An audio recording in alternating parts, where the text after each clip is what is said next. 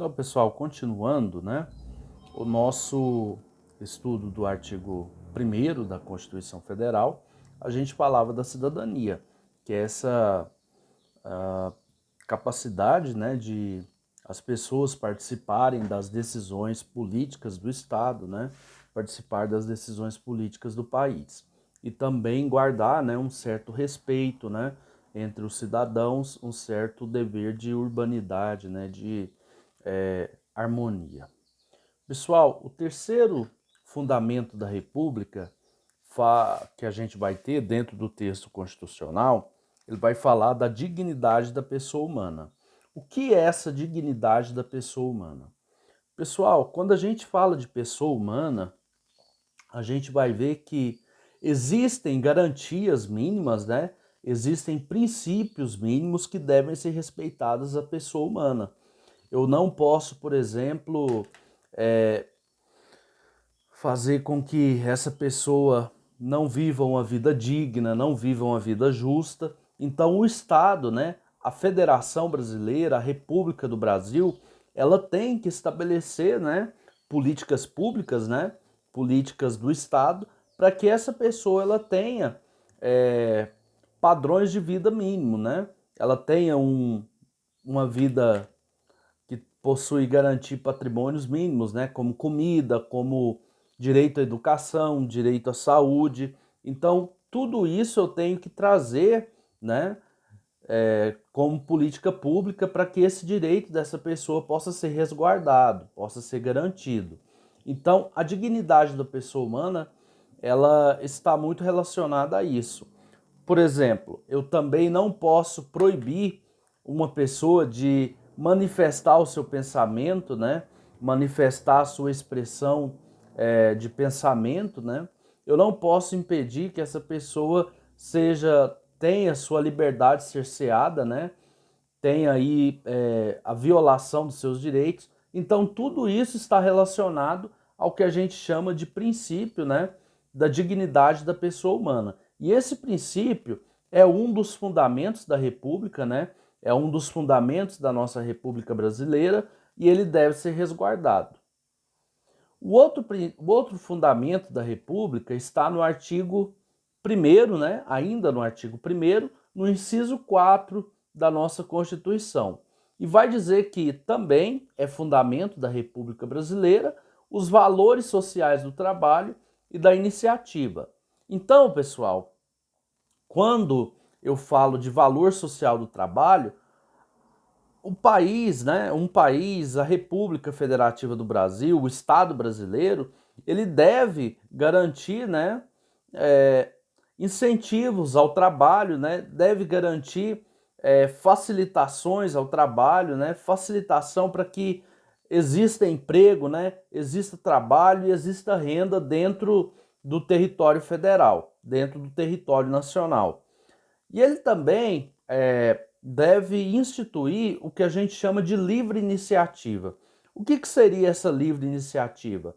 Seria todo mundo poder ter o direito de exercer a profissão que quisesse, né? Exercer a profissão que desejar. Então, o Estado brasileiro, o território brasileiro, ele não pode proibir uma pessoa de exercer a sua livre profissão, exercer a sua livre iniciativa, né? O seu desejo de caminhar numa profissão, de caminhar numa vida profissional. O último fundamento da República Federativa do Brasil está no inciso 5 do artigo 1º. E o inciso 5 do artigo 1º, ele vai falar que também é fundamento da República Federativa do Brasil o pluralismo político. O que significa esse pluralismo político? Numa nação como o Brasil, num estado como o Estado brasileiro, eu não posso permitir que somente uma ideia política prevaleça. Eu tenho que ter a multiplicidade de ideias. Eu tenho que ter aí uma pluralidade de conceitos políticos, né? Tanto é que a gente tem mais de 25 partidos políticos existentes no Brasil, né? cada um com ideia diferente, cada um com um pensamento diferente. Então, eu não posso promover dentro do Brasil, dentro do território brasileiro, uma ideia de centralização e controle de um pensamento político. Então, eu tenho que deixar esse pensamento político de forma livre, né? E eu tenho que promover essa pluralidade de ideias, essa diferenciação de ideias. Eu não posso permitir que somente exista um partido político A ou um partido político B. Eu tenho que permitir que exista mais de uma ou duas ideias, né? Mais ideias pensando aí a política nacional, pensando a política do Estado brasileiro. Então, esses são os fundamentos da República Federativa do Brasil. São 5 fundamentos, né? São eles a soberania, a cidadania, a dignidade da pessoa humana, os valores sociais do trabalho e da livre iniciativa, né? E também a ideia de pluralismo político, né? Só que ao lado desses fundamentos da República, existe também os chamados objetivos fundamentais da República. Esses objetivos fundamentais da República estão diretamente ligados aos fundamentos da República. Portanto, eles são 4 fundamentos, né? E a gente vai começar a estudá-los agora.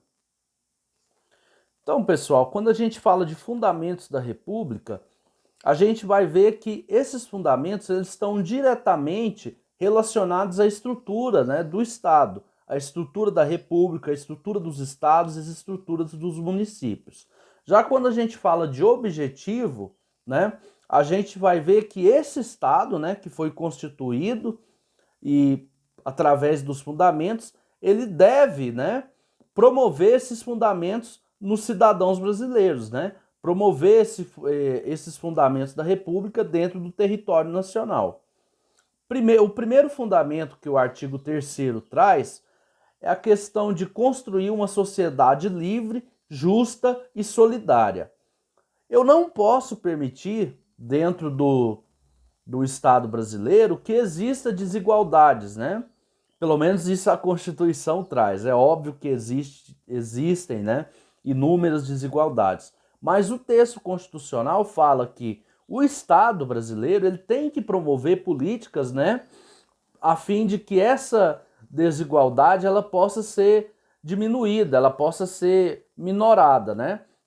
Então é tão comum que a gente vê aí políticas como Fome Zero, Bolsa Família, né? Políticas como Bolsa Escola.